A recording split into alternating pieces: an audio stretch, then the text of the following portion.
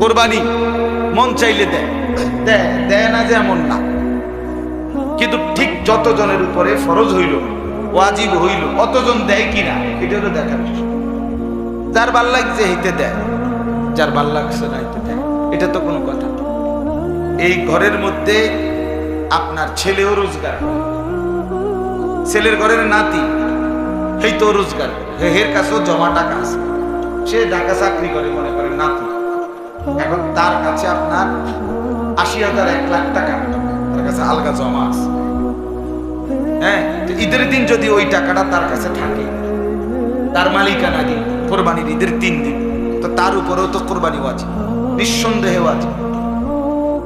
তো হে যে কোরবানি দিল না, দিছে তো আমরা ঘরে তো দিছে, এর হিসাব হলো কি আমরা বাইক কি দিছে, দাদার নামে তো কোরবানি দিছে, তো দাদার নামে কোরবানি দিছে, গোস্ত না খাওন, তো গোস্ত তো খাইতে আছে, তো কোরবানি মানে কি শুধু গোস্ত খাওয়া? তো তাই বলে দুই ভাই মনে করেন দুইজনেই চাকরি করে, খুব টাকা না থাকুক, কিন্তু ৮০,০০০ ৯০,০০০ ১ লাখ টাকা, 52.৫ ভরি রূপার দাম যা। কোরবানির ঈদের দিন যদি কারো কাছে তার বাজার সংসারের মূল প্রয়োজন, ওষুধপত্র, বাজার সদাই, গ্যাস বিল, বিদ্যুৎ বিল, পানির বিল, এই সামান্য যে মৌলিক খরচ বউ বাচ্চা, এইটার অতিরিক্ত যদি 52.৫ ভরি রূপার দাম যা, সেই পরিমাণ সম্পদ থাকে মালিকানা এই ৩ দিনের মধ্যে, তাহলে ওই পুরুষ নারীর উপরে কোরবানি আছে। এবং আল্লাহ নবী সাল্লাল্লাহু আলাইহি সাল্লাম বলছেন যে কোরবানি করলো না, সামর্থ্য হওয়ার পরেও, ওয়াজিব হওয়ার পরেও, সে যেন আমাদের নামাজে না আসে। আল্লাহ নবী সাল্লাল্লাহু আলাইহি সাল্লাম বলছেন তোমার মতো অপদার্থ নামাজ পড়তে আসো, তুই আমগো মসজিদে আসবি না, তুমি আমাদের ঈদগাহে আসবা। কত বড় ধমক, কত বড় ধমক বলেন। মনে করেন 52.৫ ভরি রূপার দাম যদি ১৩৫০ টাকা করে ১ ভরি হয়, আমি কিছুদিন আগে ৩-৪ দিন আগে আমাদের কুমিল্লায় মুরাদনগর একজন বড় স্বর্ণকারের জিজ্ঞাসা, উনি বলছে ১৩৫০ টাকা ১ ভরি রূপার দাম, স্বর্ণ না। তাহলে 52.৫ ভরির দাম ৭১,০০০ টাকা থেকে ২০-৩০ টাকা কম, তাহলে ৭১,০০০ টাকা। তো এই কোরবানির ঈদের দিন ৭১,০০০, শহরে কোথাও কোথাও ১৭৫০ টাকাও আছে, তো ঠিক আছে ধরে নিলাম ৭০-৮০,০০০ টাকা যার কাছে কোরবানির ঈদের দিন অতিরিক্ত আছে, ব্যাংকে আছে, সমিতিতে আছে, কারো কাছে হাওলাত দিয়ে রাখছিল আছে, অথবা এমনি জমা আছে, মূল বাজার খরচা সংসারের মূল প্রয়োজনের অতিরিক্ত ওই মুসলমানের উপরেই কোরবানি আছে। এমন প্রত্যেকে দিতে হবে, ফ্যামিলির সদস্য কামাই করা যতজন এত এই পরিমাণ টাকার মালিক, ওদের সবাইকে দিতে হবে। ২ ফুট শহরে চাকরি করে বা বাজারে ব্যবসা করে, দুজনেরই ছোট ছোট দোকান হোক, কিন্তু দুজনের কাছে জমা টাকা ৮০,০০০ ৯০,০০০ আলগা, এটি এক বাফেরে কইছে, এগুলো তার কাছে ব্যক্তিগত আছে সঞ্চয়। এখন কোরবানির উপলক্ষে ২ ভাই আপনার মিল্লা ১০,০০০ করে ২০,০০০ বাফের হাতে তুলে দিচ্ছে, যেহেতু একসাথে বাপ থাকে খায়, সংসার ভিন্ন হয়েছে না মনে করেন, তাহলে এখন বাফে আরো ১০,০০০ টাকা দিয়া মিলাই ৩০,০০০ টাকা দিয়া ১ শরিক কোরবানি দিছে বাপের নামে, অথবা মার নামে দিছে, বাপ মা দুইজনের নামে ২ শরিক দিছে। আচ্ছা ধরে নিলাম, তো এদের কোরবানি তো হইছে ঠিক আছে, কিন্তু ছেলেটার কাছে যে ৭০-৮০,০০০ টাকা জমা আছে আলগা, এই কারণে এই ছেলে ওই ছেলে দোনো ছেলের উপরে তো কোরবানি আছে। তাহলে এরা যদি বাফেরে বারে টাকা দেয়, এই কারণে তাদের কোরবানির হুকুম আদায় হবে না, তাদের কোরবানি হবে না, ওনাদেরটা হইছে। তাহলে এরা নিঃসন্দেহে গুনাহগার থাকে, এদের জন্য ঈদের নামাজ পড়া নিষেধ। এই অপদার্থ যেন রাসূল বলছে তুমি আইসো না, তুমি যে তো গোস্ত খাইবার হিসাব করছো, তো শুয়ে থাকো, তুমি নামাজ পড়ে কিনবা, গোস্ত রান্না হইলে তো তোমার জানাইবে, ডাকবে। তোমার মায়ের তো কইবই ফুটাইও বুঝতে রান্না হয়েছে খাইতে আসো, তো আর কি তুমি হঠাৎ থাকো। এই জন্য বললাম বিষয়টা অনেক গুরুত্বপূর্ণ। কোন মহিলার কাছে মনে করেন স্বর্ণ আছে 1 ভরি 1.5 ভরি, মহিলার কাছে মহিলার ব্যক্তিগত নিজস্ব 10,000 টাকা আছে, রিহেবুরির টাকা, স্বামীর না, তার নিজের টাকা, স্বামী দিছিল কোন সময়, ফুতে দিছে, বাপের বাড়ির থেকে কেউ দিছে, বাপে দিছে, ভাইয়ে দিছে, এমন হইতে পারে কিনা বলে। তাহলে এই মহিলার ওই কোরবানির ঈদের দিন এই মহিলার যদি তার গহনা যে স্বর্ণ আছে আর ওই টাকাটা, এই দুইটা মিলাইলে যদি 52.5 ভরি রূপার দাম সমপরিমাণ হয়, তাহলে এই মহিলার উপরও নিঃসন্দেহে কোরবানি আছে, এই মহিলারও কোরবানি দিতে। তা বলেন তো 1 ভরি স্বর্ণ আর 10,000 টাকা, এই দুইটা মিলাইলে 70-80 টাকা হবে না? 1 ভরি স্বর্ণের দামে তো 80-90। শুধু স্বর্ণ না, কোন মহিলার কাছে জমা কোনো টাকা নাই, রূপা নাই, শুধু কি আছে? স্বর্ণ আছে, আর কিছুই না, তাইলে 7.5 ভরি স্বর্ণ। কিন্তু যদি স্বর্ণের সাথে কিছু পরিমাণ রূপা থাকে, কিছু পরিমাণ টাকা থাকে জমা, তাহলে দুইটা মিলাইতে হবে, দোনোটার দাম মিলাইয়া 52.5 ভরি রূপার দাম যা, ওটার লগে মিলাইতে হবে, ওইটার সমপরিমাণ হলেই কোরবানি। এই কথা চিন্তা করলে অসংখ্য মহিলার, অনেক মহিলা, অধিকাংশ মহিলাদের উপরে কোরবানি ওয়াজিব। বললাম না, ফ্যামিলিতে নিজের একটা বুঝ করে একজনের নামে দিছে, আর বাপের নামে কোরবানি দিছে, বুড়া মার নামে কোরবানি দিছে, মা মুরব্বী মানুষ, মার নামে কোরবানি দিলাম, অথচ মার উপরে হয়তো কোরবানি ওয়াজিব হয় নাই, কারণ এই পরিমাণ কি নাই, সম্পত্তি নাই। তাহলে উনার কোরবানি আদায় করলে কোরবানি হবে নফল, আর তার উপরে ছিল কি ওয়াজিব, সে তারটা করবে। তো কি হলো এটা? কেমন হইল বলে? এই খামখেয়ালি আমাদের, মানে আমরা অধিকাংশ মুসলমান, আমাদের ফিকির হলো ইবাদত হবে আমার মন মতো, শরীয়তের মেজাজ বুঝা, এই মানসিকতাই আমাদের মধ্যে আফসোসের। অথচ কোরআন কারীমে আল্লাহ তাআলা বলছেন বারবার মুত্তাকির সিফাত, মুত্তাকি কাকে বলে, মুমিন কাকে বলে, মুসলমান কাকে বলে, দুইটা গুণ সবসময় যার মধ্যে চলমান, এটা মুত্তাকির সিফাত, বৈশিষ্ট্য, পরিচয়, মুমিনের পরিচয় কি? 1, 5 ওয়াক্ত নামাজ পড়ে, 2, সর্বদাই প্রতিনিয়ত নিজের সম্পদ থেকে আল্লাহর রাস্তায় খরচ করে, যাকাত আসলে যাকাত, কোরবানি আসলে কোরবানি, হজ ফরজ হলে হজ, এমনি দান সৎকার দরকার হলে দান সদকা, এটা দিতে থাকে। এই ব্যাপারে তার কোনো কার্পণ্য নাই, তার কোনো বাধা নাই, তারে মুমিন বলে, তারে মুসলমান।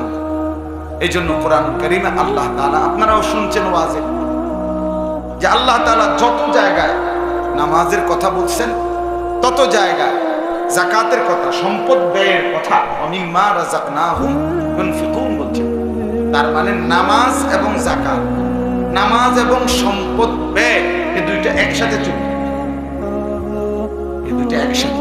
প্রতিদিন মুসলমান নামাজ পড়বে, প্রতিদিন মুসলমান কম বেশি আল্লাহর রাস্তায় খরচ করবে, 10 টাকাই, 5 টাকাই, 2 টাকাই।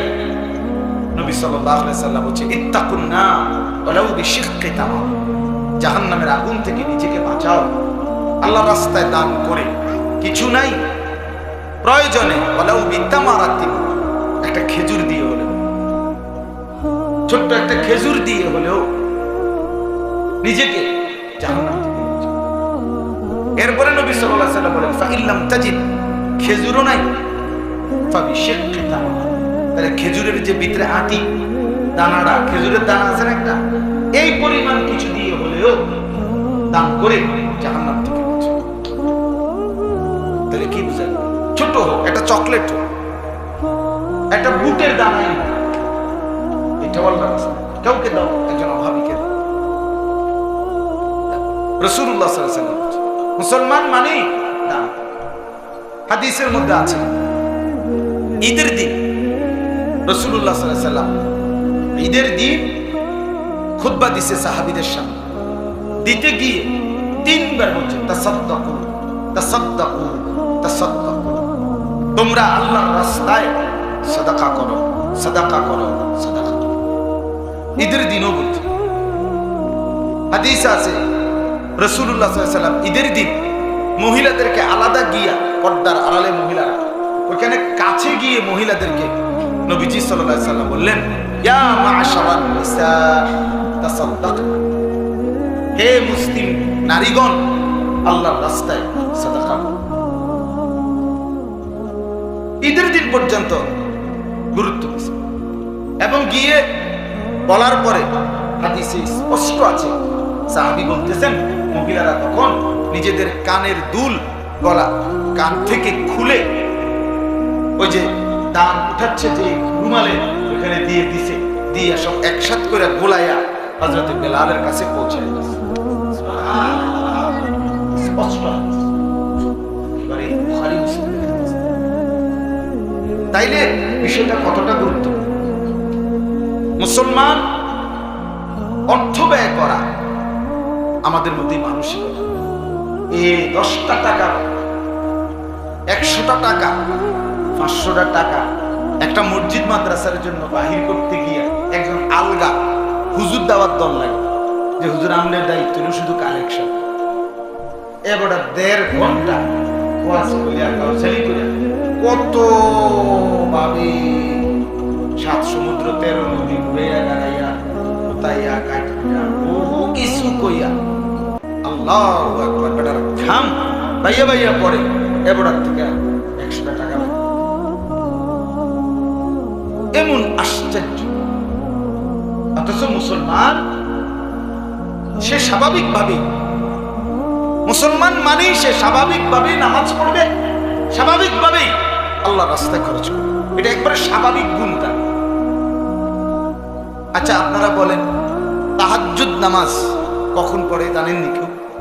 দুপুরবেলা। কখন? শেষ রাত। রাতের কি? তাহলে গভীর রাত।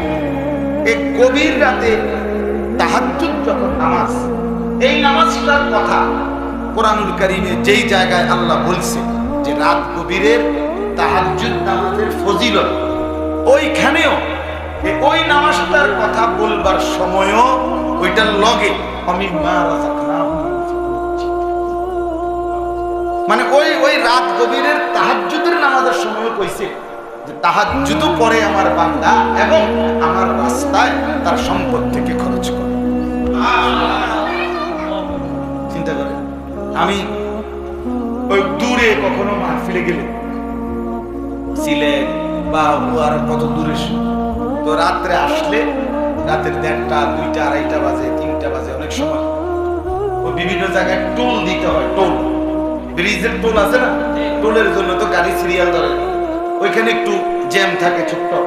এই টোলের যেই জায়গায় মানে সবসময় রাত্রিবেলা অনেক সময় বিক্ষোভ থাকে, টাকা চায় তারা।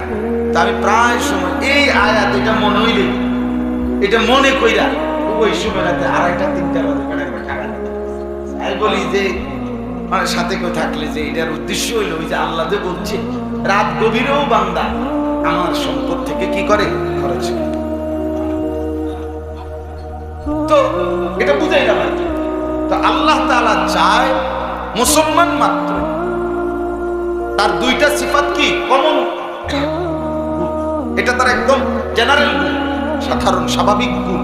মুসলমান মানেই নামাজ পড়বে, মুসলমান মানেই আল্লাহর রাস্তায় কি করবে বলেন না, এটা স্বাভাবিক গুণ। হুজুরে বেশি কাউসালি করতেছে, একবারে বেচারা ঘাড় ফেলাই দিছে, তুই গিয়া বড়া 100টা টাকা দিছে, যা আর টাকার মায়া দিলাম। এইভাবে বেচারা হুজুর আবদার করতে আছে, এরপরে কেমনে না দিয়া, এটা বুঝি কথা হইল, এটা বুঝি একটা মুমিনের সিফাত হইল। আপনারে বুঝি আতফাও ধইরা একবারে পাওয়াতে ধইরা বুঝি আপনি আল্লাহ দোয়াই এইভাবে বলিয়া বুঝি আল্লাহর রাস্তায় সম্পদ বের করে আপনি আখিরাতে যাবেন না, আপনি কবরে যাবেন না। আপনার নেকি লাগবে না তাইলে? এই জন্য আমি বললাম মুসলমান যাকাত দিতে গাফলতি করার কথা ছিল না যদি আখিরাত চিন্তা। কিন্তু আমাদের সমাজ, আপনি একজন করে জিজ্ঞাসা করেন এখান থেকে ওই মাথা পর্যন্ত, আলেম ছাড়া, ইমাম ছাড়া কাকে জিজ্ঞেস করেন যে আপনি বোঝেননি যে যাকাত কার উপরে ফরজ? দেখেন এখানে 100 জনের মধ্যে কয়জন বলতে পারে? আপনি জিজ্ঞেস করেন যে কোরবানি কার উপরে ওয়াজিব? আপনি শুধু এটা বলেন, কে কইতে কে জানে? ইডি হুজুর আমনে হুজুর কাম। তারপর আমনের কাম কি তা চাচা? আমার কাম বন খাও, বিড়ি খাও, চা খাও, আর টেলিভিশনে রাক্ষসের মতো আগ কইরা নর্তকীর নাচ দেখো। এটা হলো ওটার কাম। চাচার কাম হইলো সাধুয়ানি গপ, সাধুয়ানি গপ, নর্তকী দেখা, নাচ গান দেখা, বিড়ি খাওয়া, সিগারেট খাওয়া, কথায় কথায় গালি দেওয়া, আর টেলিভিশনে নাটক, সিনেমা। এই হলো ওটার কাজ। এই ছিল কথা? কথা তো এই ছিল না বাপ। কথা তো ছিল যার বয়স বেশি তার আমলও বেশি। কথা বলেন না? যার হায়াত লম্বা তার আমলও তো লম্বা। কথা তো এই ছিল বাপ। 60 বছর বয়স, 70 বছর বয়স, আশ্চর্য জলজ্জান্ত বুড়া মানুষ মুসলমান, স্বাভাবিকভাবে এখনো বিড়ি সিগারেট খায়। কি পরিমাণ নির্লজ্জ লোক, কতটা নিকৃষ্ট বেহায়া মানুষ। এই জন্য আমি সবসময় বলি, আমি আর যদি কোনোদিন নাও বলতে পারি সমস্যা নেই, আপনি টেনশন করেন না যে এই হুজুর সাহেব আর কোনোদিন আইন না, নাই অসুবিধা নেই, একবার আইতেই যান শেষ। কথা বুঝে আপনি এই চিন্তা করার লাগতো না। কিন্তু এটা বুঝে বললাম, বয়স্ক যে মানুষ তার তো পুরা ফিকির হওয়ার কথা তার চলনে বলনে, যে না রে বাবা আমার আর সময় নাই, আমার আর হায়াত নাই, আমি আর বেশি দিন বাঁচবো না, আমার এখন আল্লাহ বিল্লাহ বরকাত। কথা তো ছিলই, মায়া বড়া অনো সাধুয়ানে বসে। তারপরে এখনো প্রতিদিন 3 ঘন্টা 4 ঘন্টা নিয়ম মাফিক, রুটিন মাফিক টেলিভিশন নাচ গান দেখতেছে। আফসোসের ব্যাপার কিনা, আফসোসের। দিন শিখবে কখন, আল্লাহর হুকুম জানবে কখন, যাকাত আদায় করবে কখন, কুরবানি আদায় করবে কখন, মাসআলাটা বুঝবে কখন, হজ করবে কখন, হজ করবে। হজ্জের মাসআলা জিজ্ঞেস করে আমি এখনো মাওলানা মাদ্রাসায় বলে আসছি, এই আসরের পর ওই সাগর ফেনা মাদ্রাসা। মনে করেন একজন মুসলমানের উপরে, একজন মুসলমান তার কাছে তার বাড়িটা আছে বসত, আর অতিরিক্ত আলগা তার কাছে 10 শতক জায়গা আছে, জমি আর জমি, কয় শতক? আর কিচ্ছু নাই, ব্যাংকেও কোনো টাকা নাই, ফুতো বিদেশ নাই, আলগা হেবড়ার আর কোনো কামাই নাই, শুধু আছে জমি বাড়ির বিডাটা, আর আলগা আছে কি 71 জিনিস। আচ্ছা, এখন এই মুসলমান তার যে সংসারটা আছে, সংসারে মনে করেন 6 জন সদস্য, কথার কথা, বা 8 জন, এই 8-10 জন মানুষের আল্লাহর ঘরে যাওয়া, থাকা, আসা, এইটুকু সময় 1.5 মাস। হজ্জের সময় সৌদি আরবে যাইতে, থাকতে, আসতে সব মিলাইয়া হলো কি 1.5 মাসেরও কম, 40 দিন। এবার আরো কমাই আমার ফ্লাইট, আমার এবার ফ্লাইট এবং ফিরতি ফ্লাইটে মোট 33 দিন, এইটাই দিছে হিসাব। তো 44 দিন, 42 দিন, 43 দিন, আমি ধরলামই 1.5 মাস, আমি ধরলাম 2 মাস। 2 মাসে ওনার পরিবারের সংসারের খরচ, বাজার, ওষুধপত্র, বই, কাগজ কলম, পানির বিল, বিদ্যুৎ বিল, গ্যাস বিল ইত্যাদি, এটা একটা খরচ। আর ওই আল্লাহর ঘরে যাইতে আসতে যে খরচটা লাগে, হজ্জের টাকাটা, মনে করেন হজ্জের টাকা 7 লাখ, আর এখানে লাগবে আরো 2 লাখ। 2 মাসে ধরে নিলাম কত হইল, এই 9 লাখ। ওনার জমি আছে কতদূর, এখান থেকে যদি উনি 3 শতক জমি বা 4 শতক জমি বেচে, তাইলে এই 9 লাখ টাকা, মানে 3 লাখ টাকা করে যদি শতক হয় তো 3 তিরিকা 9 লাখ, কথা বুঝছেন? 4 লাখ টাকা করে যদি 4 শতক যদি হয়, 2 লাখ টাকা করে যদি শতক হয়, 4 দুগুণে 8 লাখ, তাহলে 8-9 লাখ টাকা 3-4 শতক জায়গা বেচলেই হয়ে যাবে মনে করেন। তাহলে আরো বাকি জমি আছে কত? 7 শতক, 6-7 শতক জায়গা আরো রয়ে গেছে। তো এই 3 শতক 4 শতক জমি বিক্রি করলে ওনার পরিবারের এই 1.5-2 মাসের সংসার খরচও চলবে, হজের টাকাও কি হবে, কথা বুঝছে? আর ফিরা যখন আইব দেশে তখন সংসার চলার জন্য ওই বাকি আরো জমি আছে না কদ্দুর, কদ্দুর ওই যে 6-7 শতক না রইছে, এটুকু আছে, এটা দিয়েই সংসার চলবে।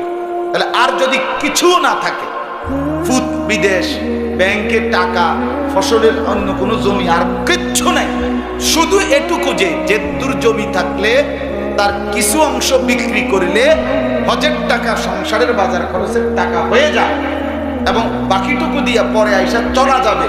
আল্লাহর কসম বাপ, ওই মুসলমানের উপরে হজ করা ফরজ।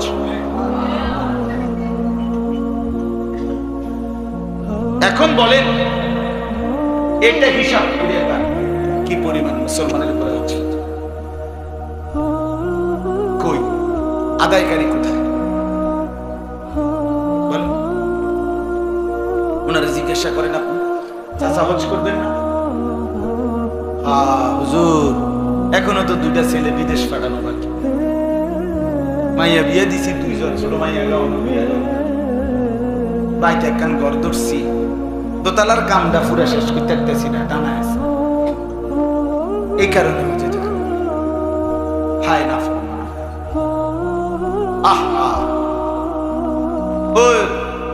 হজে যাবেন না চাচা? কইব কি যে আরে যাইলাম হইলে কিন্তু বাড়ির লগি দিয়া তার চাচায় 10 শতক জমি বেচবো কয়, বহুত দিন ধরে লইতে আছে, বেচে না। এই জমি কেন লইবার লাগিয়া বহুত দিন ধরে ঘুরতে আছে। এই জমি কেন যদি বেচতো তাহলে বাড়িটা কত সুন্দর মিল হইতো, কত সুন্দর করে বাড়িটা গোছ গাছ করে কবরে যাইতে পারলো, মনটা বুঝে দেখতাম যে ভিতরে গদ্দুয়ার করে দিয়ে গেছে।